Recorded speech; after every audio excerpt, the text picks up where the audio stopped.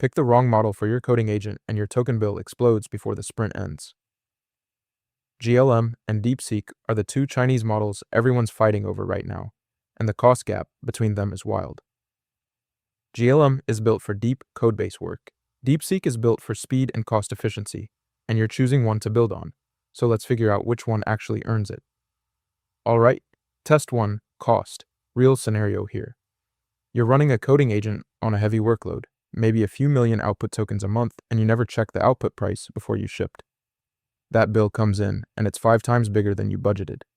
Output token pricing is where agents get expensive fast, so watch these numbers closely. I pulled both pricing sheets via artificial analysis, and the output token gap is pretty striking. GLM runs 2 by 30 per $1 million output tokens, DeepSeek runs 0.42. That's roughly 5.5 times cheaper on output, and on input it's $0.60 versus 0.28, so DeepSeek is 53% on cheaper there too. At any real coding agent scale, that difference adds up to hundreds of dollars a month. DeepSeek takes cost, and it's not subtle. I expected a gap going in, but 5.5 times cheaper on output is way bigger than I'd have guessed. That puts DeepSeek up 1-0 on the scoreboard. I've been living in these models long enough that a pricing surprise like that one has actually burned me on a real project. Drop a comment if a token bill has ever caught you off guard. Okay, test 2, coding benchmark performance. So, 71.1 versus 67.8 on SBWE bench verified. Those numbers are about real GitHub issues, not toy problems. Pick the wrong model here, and your agent ships fixes that look right, but break the repo in ways you don't catch until a user hits it. 3 points on SWE bench is the kind of gap that shows up as actual bugs in production. When I went through the benchmark data, GLM scores 71.1 on SWE bench verified, and DeepSeek scores 67.8, so GLM leads on real-world repo fixes by 3.3 points. But there's a flip side. On live code bench competitive coding, community reports have DeepSeek at 93.5% and ranked number 1 globally, with GLM trailing. These two models split the coding benchmarks right down the middle. One of the biggest problems I run into when using AI agents is turning their output into YouTube content I can actually use to market my product. That's why this video is sponsored by Subscriber, a tool that helps business owners connect their AI agents to YouTube and market their products without spending 10 hours every week creating content. You can connect Claude or ChatGPT directly to Subscriber. It then analyzes your business, website, and YouTube channel to help you create SEO-optimized video ideas, scripts, thumbnails, and even complete videos that actually match your brand. What I like most is that every week, Subscriber gives me a list of high-potential video ideas I can immediately execute, and it can even help edit videos for me, with or without my face, including videos like the one you're watching right now. It's easy to get started, and you can try Subscriber for free using the link in the description below. Now back to the video.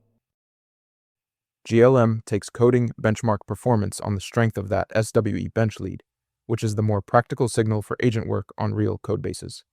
I didn't expect GLM to hold the edge here given how much cheaper DeepSeek is, but the data says it does, and that ties the scoreboard at 1 each.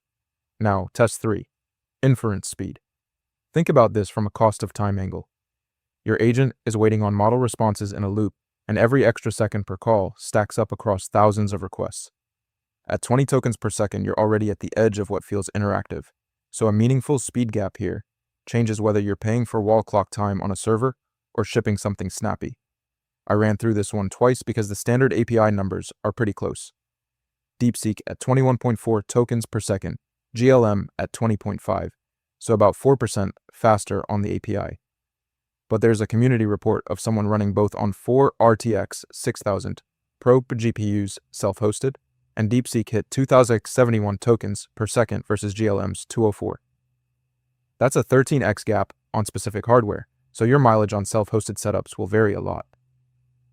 DeepSeek takes speed both on the API and by a massive margin on high-end self-hosted hardware because the 13x self-hosted advantage is too big to ignore even if the API gap is small.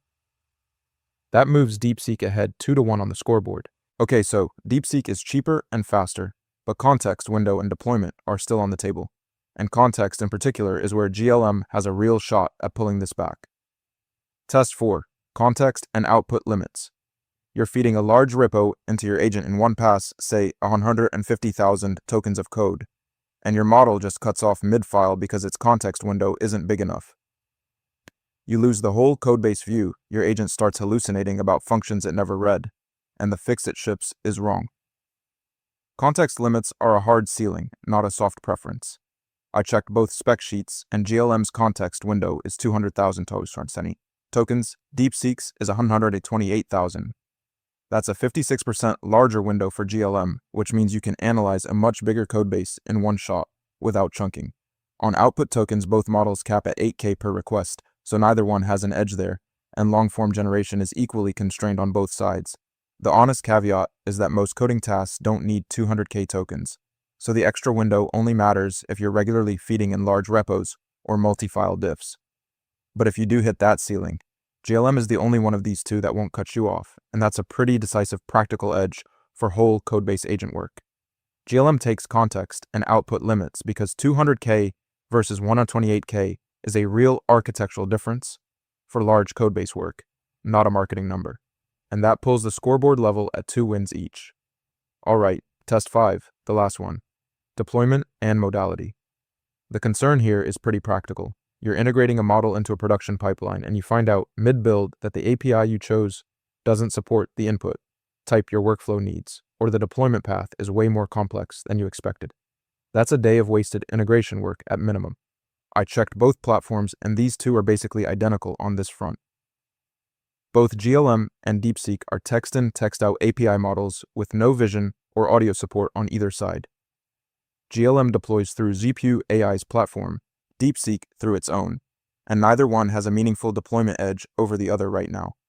The nuance is that platform familiarity could matter to you. If your team already has tooling wired up to one vendor's API format, that's a real switching cost even when the specs look identical. But on the raw deployment and modality specs, there's genuinely nothing to separate them, so your existing infrastructure is the only real tiebreaker. Deployment and modality is a genuine tie. Both models are text-only, both have clean API access, neither has an edge.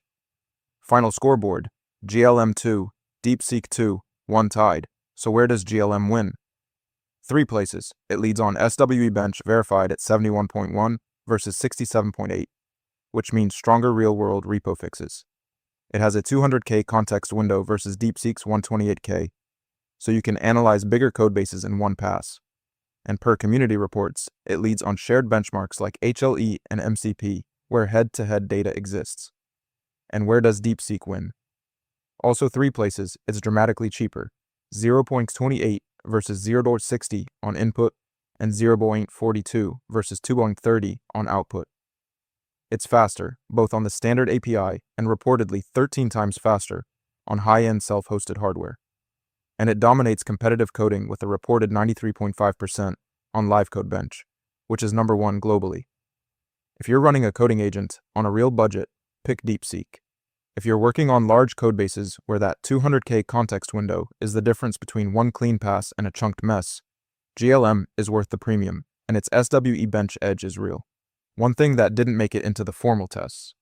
On agentic multi-step workflows with tool use, I couldn't find verified benchmark data for either model on that dimension. Community reports suggest DeepSeek Flash is enough for daily use on lighter agentic tasks, but neither vendor has published structured tool use evals, so that's a blind spot you'll want to test in your own pipeline before you commit. If this comparison got you curious about how Chinese models stack up more broadly, I did a full breakdown on GLM 5.2 versus Kimi K 2.7, and the results there are pretty interesting too. That video is up next, and it's worth watching. Back to back with this one if you're deciding which model family to build on.